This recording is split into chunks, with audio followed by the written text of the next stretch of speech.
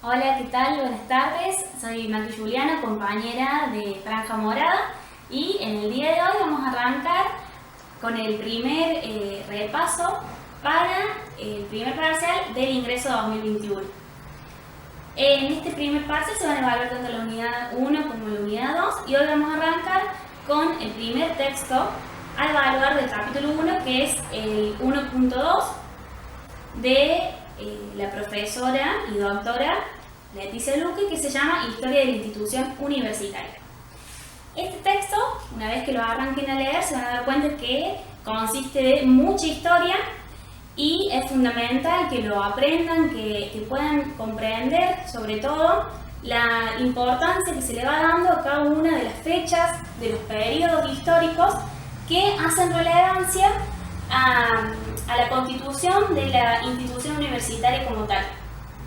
En un primer momento vamos a ver lo que son las primeras universidades del mundo, la fundación de las primeras universidades del mundo, los modelos que surgieron de estas y cómo del otro lado del mundo, de Europa, como en una tradicional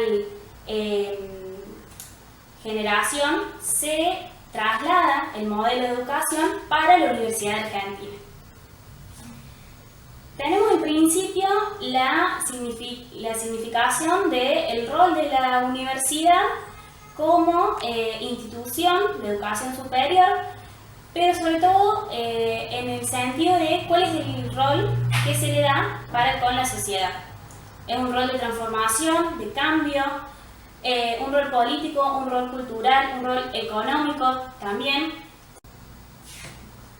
Para esto vamos a comenzar a entender, a comprender cómo trasciende entonces la institución desde los aspectos más generales que se fueron dando en Europa, como decíamos, para ir comprendiendo luego los conocimientos más complejos y profundos de la actualidad y de la modernidad.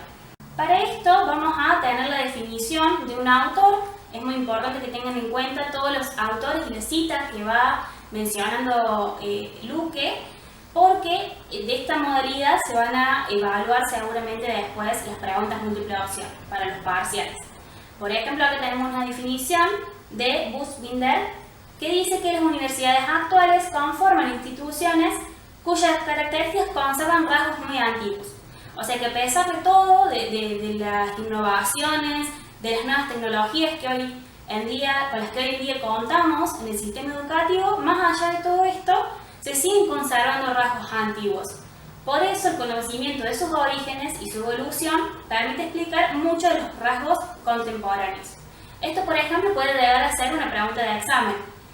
Según tal autor, en este caso Buchbinder,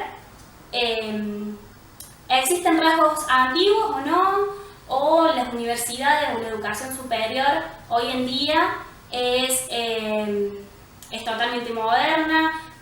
Eso puede ser algo en lo que puedan hacer hincapié en el parcial. Y ahí tenemos el primer subtítulo. Ya vamos a lo que es la historia oficial de la constitución de las primeras universidades. Vamos a ver en esta postura que la primera universidad se funda en el año 1088 en Bologna o Bolonia, en el sur de Italia. Después de allí le siguen universidades como la de Oxford, la de Cambridge, de Reino Unido, de Inglaterra, otra de España, entre otras. Y la función específica de estas universidades era la transmisión de conocimientos. Entonces vemos acá que no es que se generaba conocimiento nuevo, sino que existían maestros que lo que hacían era transmitir lo que ya sabían a sus aprendices.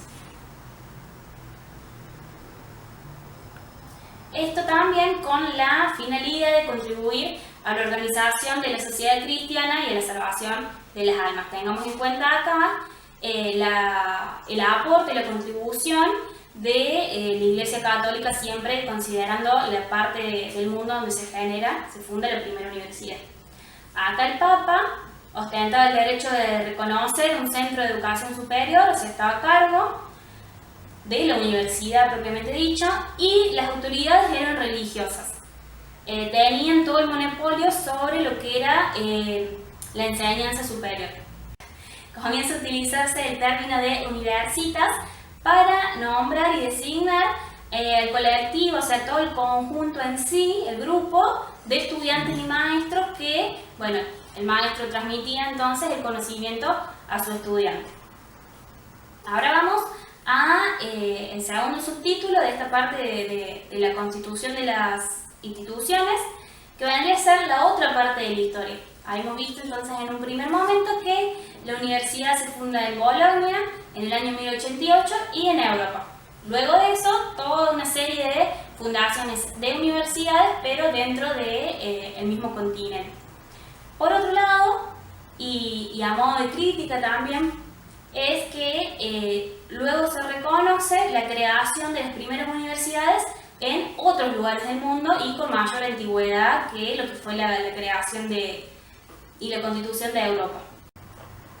En esta parte vemos a las antiguas civilizaciones griegas y romanas como ya generadoras de la transmisión y también sobre todo de la generación de nuevos conocimientos.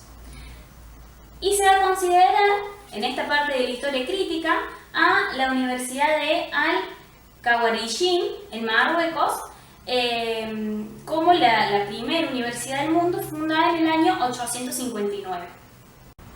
Y lo que se consideraba en esta universidad era que el conocimiento que se transmitía era mayoritariamente de contenido religioso también, pero en el sentido islámico. Y luego de eso, de a poco, se iban expandiendo las áreas hacia la astronomía, el arte, la música, la medicina y la lingüística, entre otras. Y como tercer punto dentro de esta historia de la Constitución de las universidades tenemos lo que es las universidades modernas. En este sentido tenemos ya a la parte que va a transmitir conocimiento y generar también conocimiento, pero sin tanta influencia de la Iglesia Católica.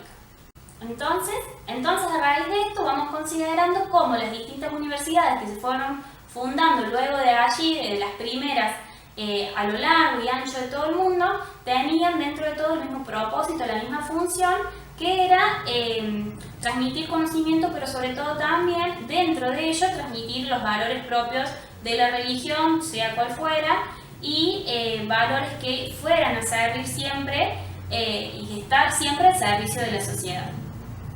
Y entonces dentro de todas estas transformaciones que van surgiendo dentro del contexto de la educación superior, también vamos a considerar distintos sentidos que se le da, distintos propósitos que se le da a la institución como sí.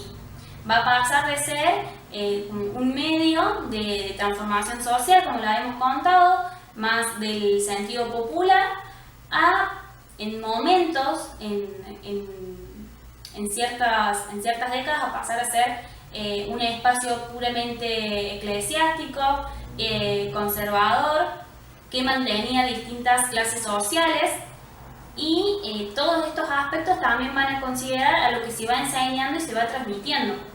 Y una cuestión importante de lo que tienen que tener en cuenta acá es también las transformaciones que van surgiendo a lo largo del mundo fuera del contexto de la educación, como por ejemplo las revoluciones científicas, culturales, todos los procesos de trabajo, las guerras que van surgiendo y el contexto político, social y económico en sí, general a lo largo del mundo, que van contribuyendo, se van haciendo cargo de estas instituciones y a la vez que se van interviniendo, también van cambiándole el sentido propiamente dicho, digamos, dependiendo del responsable de turno.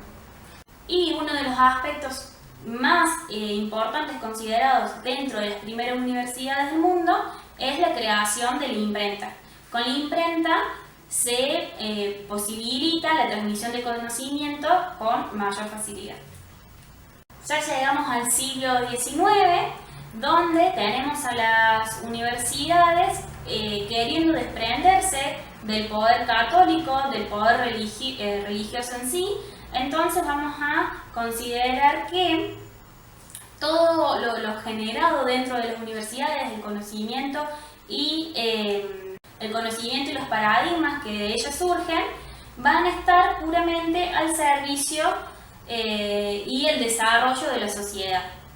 Sin embargo, no todas las partes estaban de acuerdo, por lo que a raíz de estos enfrentamientos, de si seguía existiendo o considerándose la influencia de la Iglesia o no, se empiezan a dividir en modelos los tipos de educación.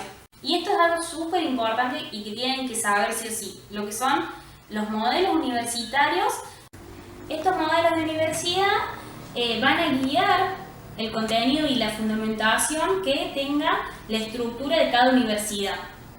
Hay universidades que se guían por un modelo y otras por otro, sin importar si comparten o si están dentro del mismo país o no. Y existen 3 modelos, esto es muy importante que lo sepan. Tenemos por un lado el modelo alemán o humboldtiano, por otro lado el modelo anglosajón y por último el modelo francés o napoleónico. El modelo alemán o humboldtiano va a consistir en la generación de conocimiento nuevo.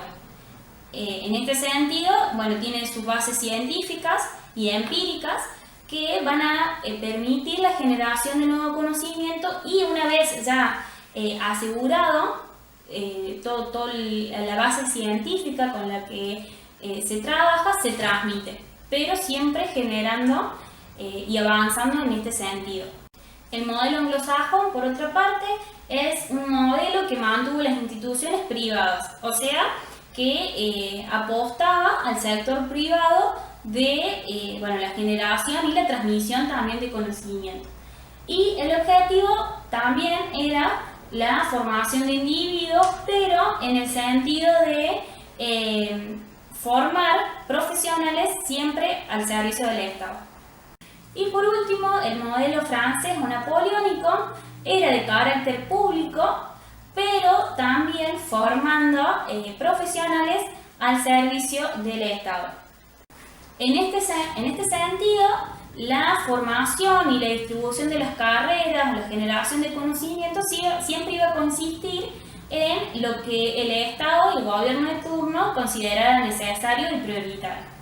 En este sentido, este último modelo va a tener 3 rasgos centrales que es muy importante que se lo sepan, porque dentro de todo la Universidad de Argentina se va a caracterizar con él.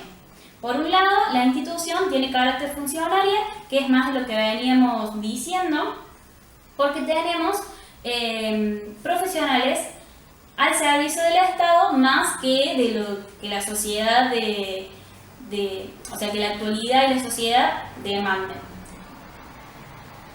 Por otro lado, un gobierno burocrático y la fuerte orientación profesionalizante.